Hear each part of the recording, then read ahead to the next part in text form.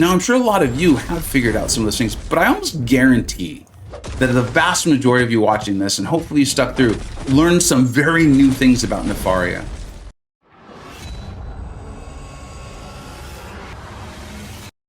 Welcome back to the channel. All right, I'm about to explain to you why there are some people in the community who think Count Nefaria is pretty good, but too difficult to play. It's not worth it. Why some people think he's incredible, he's amazing, and why some people think he's literally the best champion in the game. We're going to clear up a lot of the misunderstandings on this champion. Going to explain to you why, like in certain PvP modes, you're seeing him pop off. And those of you who really love a well-rounded champion with tons of utility, great damage, power control, the whole thing, things that I often like in a champion, think he's incredible and wild. We're going to look at this. I did my own personal top 10s for the best champions of 2024. I put him on honorable mention. I explained, hey, listen, I'm going to get to him later when I do the full top 10s for science. And a lot of you, and they were rational comments. Those are the ones I read. Those are the ones I respond to. We're like, dude, you are missing out on this guy. And you know what? I dove a lot deeper. I played him an absolute ton. And I think, you know what? You're right. I was missing out on a little bit. And I want to explain this to everybody because he's phenomenal, but I want to make sure when you rank him up, or even if you already have, I think you might learn a few things today. Now, I'm showing you this fight because this is on the CCP server. This is basically a Battlegrounds node without all the extra stuff. And there's something incredibly important to keep in mind here. Because it is a PvE node, there's no mystic dispersion here, right? And some of you are already like, I get it, I know where you're going with this. And others, you're like, what the hell does that have to do with anything? I will explain, but what I want you to see is that there's no PvP here, so there's no mystic dispersion. Definitely not 5 out of 5 mystic dispersion. And so I am having a little bit more difficulty, like a little bit, keeping up my ionic overcharge, okay? It's a big deal. Listen, this will make sense. And without that, Nefaria still took out about 450,000 health with a champion that's getting a form of protection. I think in less than 2 minutes, if I remember, yeah, 1 minute and 30 seconds. That's phenomenal. So if that's the baseline, this is an awesome, awesome champion. But I'm gonna show you a lot of other things he can do as we go through this video. So here's what I want you to see. And I was like testing this. I'm like, what's going on? Like, I need to figure out why. And it's this mystic dispersion and it's his SIG. Now, I'm specifically showing you this fight against America Chavez. This is still on the CCP server, but this is my America Chavez with my mastery set, meaning she's running, or I'm running, mystic dispersion 5 out of 5. I want you to see what happens. First, watch under Nefaria's health bar. When I lose the precision buff from dexterity from hitting her, watch what happens. We're going to slow this down. As soon as I hit it, notice it goes into maroon, and I have now entered ionic overcharge. That is his big ramp mode. We're going to watch it again. I remember I slowed this down. I wanted to make sure everyone fully gets it. Now, here's the other thing you're going to want to watch. Watch America's power bar when she throws her special. Remember, she's going to get this passive power gain. She should shoot up in power. It's what makes her so difficult. But I'm in my ionic overcharge, right? And I'm staying in there. Look, the charges have grown. Look at her power bar doesn't move. And notice my power bar is actually growing because we are in the ionic overcharge. Now I'm going to explain to you, like, what is going on there? What's so different? Why is that not happening in the fight against Sasquatch? Well, I personally on my live account have a SIG 80 Count Nefaria, and a lot of your like super high tier Battlegrounds players, I've noticed this, like Captain Judah's account, he has a SIG 200 if I remember correctly. And I remember wondering why that was, and now I fully get it, and I want to make sure I explain that to you. It's this right here, okay? When the opponent gains 20% of a bar of power from a passive or a buff within 0.5 seconds, that's a very short period of time for a large amount of power. 5 of 5 Mystic Dispersion will kick that in. You're going to instantly gain 50 ionic charges, then activate ionic overcharge. So when you're going up against 5 of 5 Mystic Dispersion, which is often high tier war or high tier Battlegrounds, this is acting like a absolute battery for Count Nefaria's abilities, right? You're able to get in your ionic overcharge. You're able to stay there longer. You're able to stay there basically the whole fight. You're handling Mystic Dispersion, and then your damage is significantly better as well. So now that we've seen this, and this is at SIG 200, that's why I wasn't experiencing it at SIG 80, right? I don't often test SIG 200 champions because I'm doing the videos for you, like, you know, that's not that realistic. I'm now going to change that though. So The best way I could show you what this kind of looks like on the CCP server, because there's no Mystic Dispersion, is actually against Killmonger, who I knew he was good for. Whenever Killmonger gets a debuff on him, right, he gains power, and he gains it within that short window. So he is triggering this. And this is what happens. This is the result. Notice the ionic overcharge underneath my health bar. It is going to constantly stay in that maroon, meaning I'm staying in my ionic overcharge, meaning I'm handling the healing, I'm handling the power gain. Look, we lost it for a second. I didn't even need to throw my special one to get the charges, to get back into it. So I can just stay there. I can concentrate on throwing my special twos, and I can get my Fury buffs. Also, against Killmonger specifically, the SP1 is significantly easier to get that parry, the well-timed blocked and all that to charge up your Nefaria even better. Don't push from special 2. The special 1's significantly easier, which is why you saw me pause that. But those are the results you get in those scenarios when your SIG is high enough. He's just powered up and he's able to get into his power mode and stay there. And then you can just concentrate on your special 2s, get those massive Furies, and go for it.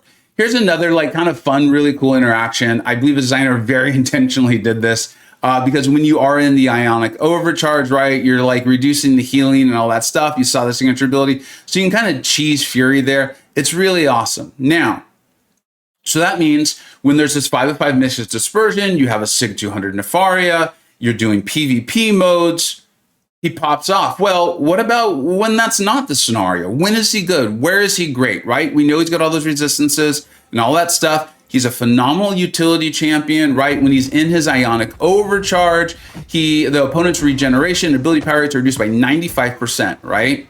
And when they gain ability power, he gains 60%. So watch this fight against Hyperion. This is a CCP server, so, you know, he's cosmic, so there's no Mystic Dispersion anyway.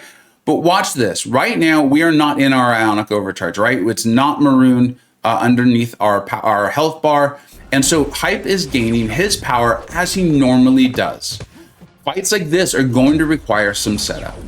The way you're going to set him up is you're going to be pushing Hyperion over bar power, which is cool because that's happening anyway because of his power gain. You do need him to throw his specials because this is the danger zone. But we are now, because he's been crossing those bars of power, we've thrown our special one, we're now in ionic overcharge. And now look at Hype's power bar when he's got a bar, when he's got his power gain. It's not moving. Like you see it right there because of Nefaria's special taking so long. His power bar is not moving. We're in ionic overcharge. We are reducing that by 95%. And then you watch our power bar and it's going up. So this is another matchup where Nefaria just pops off. You have to set it up more than you do with the Mystic Dispersion matchups or the Killmonger matchup, right? Because Hyperion's not immediately sending us to the ionic overcharge because his power gain is shorter in duration. It's not triggering that SIG.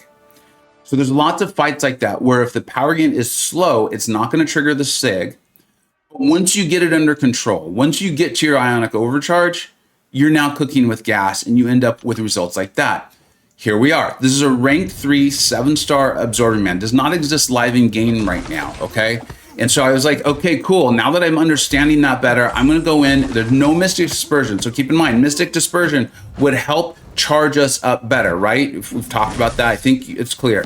But watch how you can play this, right? You just go in. I'm going to actually keep him in Uru because he has no energy resistance or anything like that. And because we're going to be in our ionic overcharge, I don't care. I'm not going to knock him down. I'm not looking to punch that with the heavy because look at his healing. It is just non-existent. So when you're in the ionic overcharge, well, right now Despair is actually helping us. That's the other cool thing, right? When you're not in the ionic overcharge, you often have so many debuffs. Despair is helping you out. But we're in it now, and you can see what we're doing to the healing. You see all those red ticks and that sort of thing. You also can parry the last hit of Absorbing Man's SP1. There, I did it again. Get that energy buildup, get that damage going, and single hit, throw your special. It's a fun, phenomenal matchup. So when 7 stars, Absorbing Man's coming to the game and people rank them up because he's so good at this, your Nefaria is going to handle it for you like it's nothing. Another, not in the game, it's a 7-star, but we fight these in battlegrounds and in war and things like that, or we see them in questing. Because remember, again, this is on the CCP map, so this is no Mystic Dispersion. We're not getting charged up from that. But remember, Nefaria's got that Incinerate resistance, so I don't need to be worried about it. Plus, now, because we're in ionic overcharge, I'm not worried about the power that Mephisto would normally be gaining. This is a beautiful combination of Nefaria handling power gain and the healing, because watch what happens when Mephisto gets to his 30%, right? Normally, he would heal up a significant amount, elongating the match, making this worse on us. But watch, we're about to get into this now because I don't need to worry about literally anything. I'm just keeping my Fury buffs up. I threw the special one. Don't know why. That was silly. I shouldn't have done that, but it doesn't really matter. Mephisto doesn't heal back at all. We're doing plenty of damage. This would have been faster if I had gone to my special one. It doesn't matter. Look at this. Look at this. He's done. He's absolutely done. 7-star, rank 3 Mephisto. No Mystic Dispersion. Handled. Absolutely handled. Okay. I'm going to look at, I believe, yeah, one more fight. And then I'm going to kind of talk to you about what I think happened here. This is a very unique scenario here with Captain Nefaria. But here we are, or Count Nefaria. I like Captain Nefaria, to be honest. All right. So we're going to go in and you're going to see this. I have no concerns about Destroyer triggering his massive power up. What I'm now doing in these sorts of matchups where power is a concern is I'm going to concentrate on my special ones. I want to get the fight under control. I'm going to get to my Ionic Overcharge, and then they are done. They are dunezos because they are now going to power me up. They are now going to power me up. They're going to keep me going. They're going to be feeding me power. I'm going to throw my special 2s. I'm going to throw my special 1s. And if the fight ever gets, well, it's not going to get dangerous. Look, he's in his power game. And look, literally nothing is happening. Plus, we are popping off now. You can kind of punish. You don't dash back there. You can see it right there. Destroyer's SB1. It feels reminiscent like punishing Dormammu's heavy attack, where you don't need to back up nearly as far as you think you can. You get the well-timed blocked evade. You go in, you punish, and you destroy a 7-star rank 3 destroyer in PvE mode in 46 seconds. All right. So what I feel strongly, and I'm certain has happened here with Nefaria, is one, his hit reads a little more complex than he is, right? There's the term ionic all over the place and charge all over the place. And the designer did a phenomenal job of it. This is really cool when this can happen, of like hiding, not hiding, because they're kind of hiding in plain sight, but all these little interactions that aren't like obviously spelled out, but as you play him, you figure that out. Now, I'm sure a lot of you have figured out some of those things, but I almost guarantee that the vast majority of you watching this, and hopefully you stuck through, learned some very new things about Nefaria. The other thing that happened is he came out and there was a Battlegrounds meta, the Gladiator Circuit meta, that had a massive power gain and was putting buffs on people, right? Well, that's, as we just showed, that is Nefaria's like battery. That is like where he's going to pop off. And so it made a variety of matchups that didn't have Mystic Dispersion or didn't have actual power gain traditionally. They made them great matchups for him where he was able to get into his Ionic Overcharge and then just stay there. It was really cool because they were great showcases of what Nefaria can do in those sorts of metas. And then there's all these other fights that, like I've shown you right now, like Killmonger, right? That's a class disadvantage that he is phenomenal for. Because remember, when he goes into Ionic Overcharge too, all his attacks become non-contact as well. So you might want to think about Atuma and things like that, okay? He's great. He's phenomenal. I'm really glad, and this is why I do. This is one of the many reasons I do go and read the comments. Is because when they are rational and they provide this sort of feedback, it causes me to go and do this. I've done many videos where I'm like, was I wrong? In this one, I think I was a little bit. I think I was a little bit because I'll admit I did not fully understand at a high sig how much PvP interaction he can have with just Mystic Dispersion alone, making him great for I'm struggling to think of a Mystic champion that he's not good for in a competitive PvP mode that has Mystic Dispersion 5 out of 5. Like usually Quantum, Mysterium, and of course Celestial War, Battlegrounds, and then of course Tier 1 and 2 and 3 War. Unfazed is an issue, but understanding more where he's going to pop off makes it less of a deal to have to punish those sorts of things. So if you're concerned with that, I get it. I see why people like DL are saying like, it's okay. You know, if you see that they're running the Unfazed, just be a little bit more patient. Nefaria is going to get to his Ionic Overcharge anyway. He's just going to dominate. And then, of course, situations like this against Hyperion. And then he's got all those resistances in a tremendous amount of things. I'm putting out the top 10 of science. It's actually come out, I think, 2 days after this video goes live. And you're going to see, I respect the heck out of it.